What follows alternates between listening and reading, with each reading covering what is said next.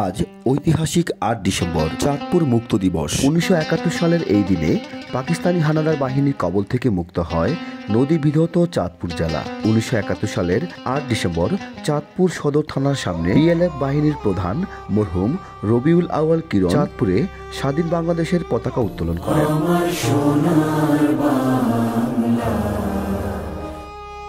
এর আগে ১৯৭১ সালের ৭ এপ্রিল চাঁদপুরে পাক হানাদার বাহিনীর দুটি বিমান থেকে সিলিংয়ের মাধ্যমে আক্রমণের সূচনা করে। তাদের প্রথম দিনের নৃশংস হামলায় চাঁদপুর শহরের প্রধান বাণিজ্যিক এলাকা পুরান বাজারে একজন নারী পথচারী শহীদ হয়। এর পরের দিন বিকেলে প্রায় ৫ শতাধিক পাক সেনার একটি বহর চাঁদপুর শহরে প্রবেশ করে। চাঁদপুর কারিগরি উচ্চ বিদ্যালয়ে অস্থায়ী ক্যাম্প তৈরি করে পাকিস্তানি সেনারা। আর পাকিস্তানি সেনা অফিসারদের জন্য নির্ধারণ করা হয় পানি উন্নয়ন বোর্ডের রেস্ট হাউস।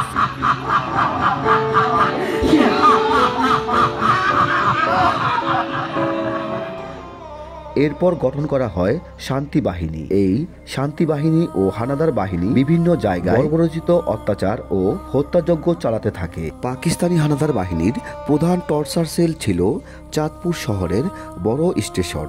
সেখানে রেলওয়ের স্থাপনাগুলোতে মুক্তিযোদ্ধা ও মুক্তিকামী মানুষদের ধরে এনে নির্যাতন করা হতো। তাদের নির্মমভাবে হত্যা করে লাশগুলো নদীতে ফেলে দেওয়া হতো।